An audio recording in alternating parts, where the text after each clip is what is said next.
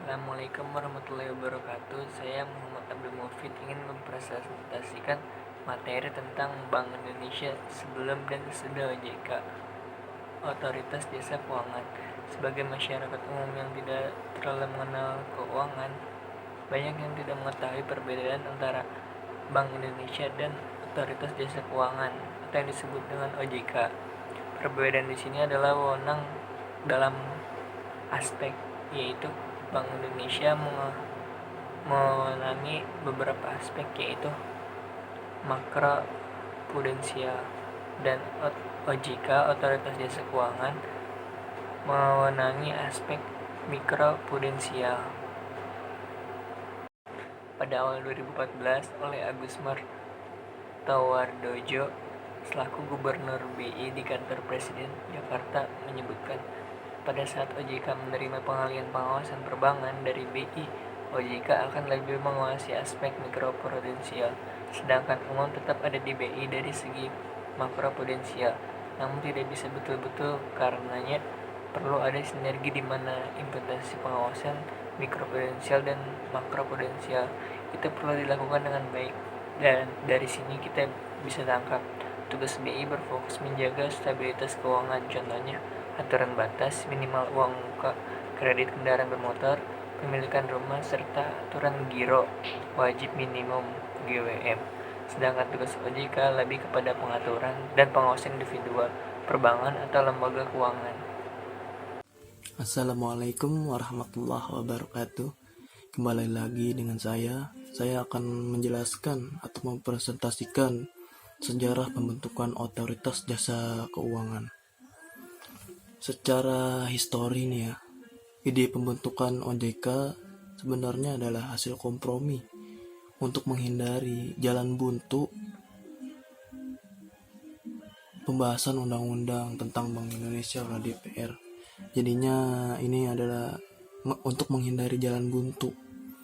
Pada awal pemerintahan Presiden Habibie, pemerintahan mengajukan RUU tentang Bank Indonesia yang memberikan independensasi kepada Bank Sentral, yang mana fungsinya adalah pengawasan perbankan di Bank Indonesia. Ya, cukup. Assalamualaikum warahmatullahi wabarakatuh. Di sini saya akan menjelaskan atau mempresentasikan tentang tugas Bank Indonesia sebelum terbentuknya OJK. Ada 3 tugas utama dari BI, yaitu yang pertama, menetapkan dan melaksanakan kebijakan moneter. Sebagai otoritas moneter, Bank Indonesia menetapkan dan melaksanakan kebijakan moneter untuk memelihara kestabilan rupiah. Nah, di sini tugas Bank Indonesia sebelum terbentuknya OJK yaitu memelihara kestabilan rupiah. Adapun antara lainnya yang dua itu mengatur dan menjaga kelancaran sistem pembayaran. Selain di bidang moneter dan perbankan, tugas Bank Indonesia yang tidak kalah penting yaitu menyelenggarakan sistem pembayaran. Ketiga, mengembangkan sistem perbankan dan sistem perkreditan yang sehat dengan melakukan pengawasan terhadap perbankan. Assalamualaikum warahmatullahi wabarakatuh. Perkenalkan, nama saya Ali Setiawan. Di sini saya ingin menerangkan poin C. Bank Indonesia terbentuknya OJK sebagai yang diamanatkan dalam pasal 8 Undang-Undang Nomor 3 Tahun 2004. Bank Indonesia selaku bank sentral memiliki 3 kewajiban dalam menjaga kestabilan rupiah, yaitu menetapkan kebijakan moneter, mengatur dan menjaga kelancaran sistem pembayaran, serta mengatur dan mengawasi perbankan. Adanya OJK, fungsi dan pengawasan lembaga keuangan, baik bank maupun bukan bank, akan diambil alih oleh JK. Sementara Bank Indonesia sebagai bank sentral hanya berperan sebagai regulator kebijakan moneter untuk menjaga stabilitas moneter. Dengan demikian, pembentukan OJK berdampak pada perubahan atas 4 peraturan perundang-undangan terkait dengan asuransi, pasar modal, perbankan, serta badan pengawas pasar modal dan lembaga keuangan lainnya.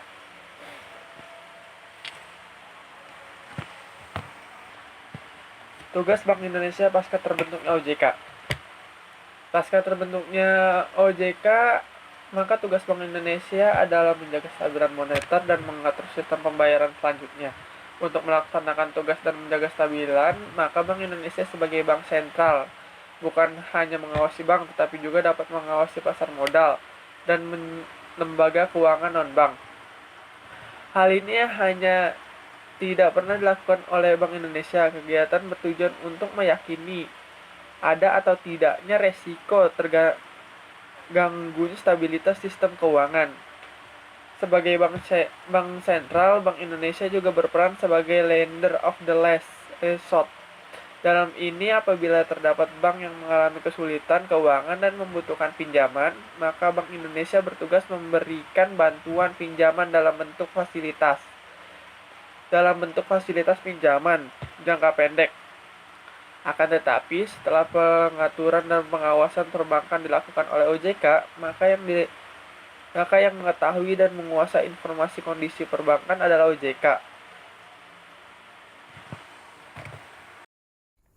Assalamualaikum warahmatullahi wabarakatuh. Perkenalkan, nama saya Ganang Ari Putranto, ingin melanjutkan presentasi dari teman-teman kelompok saya. Saya ingin menjelaskan tentang penutup, yaitu bab ketiga, isi dari bab ketiga. Yang pertama ada kesimpulan. Isi dari kesimpulan ada beberapa. Pertama, pengawasan sektor perbankan, pasar modal, dan industri keuangan non-bank dilaksanakan oleh lembaga yang sama, yaitu OJK. Kedua, mempermudah koordinasi karena pengawasan pada lembaga keuangan yang memiliki anak perusahaan di sektor keuangan lain akan mudah untuk terkoordinasi. Yang ketiga, perlu perhatian dalam mengefektifkan fungsi stabilisator moneter BI. Yang keempat, koordinasi OJK, BI, lembaga penjamin simpanan serta Kementerian Keuangan sangat penting dalam menyelesaikan masalah-masalah khusus. Yang kelima, masa transisi perpindahan dari BI dan Bapepam LK ke OJK adalah masa yang sangat krusial. Yang terakhir, akhirnya harapan masyarakat adalah semoga pasca terbentuk dan bekerjanya OJK, sistem keuangan kita semakin mantap dan perekonomian bangsa semakin kuat dan rakyat sejahtera. Sekian dari saya. Wassalamualaikum warahmatullahi wabarakatuh.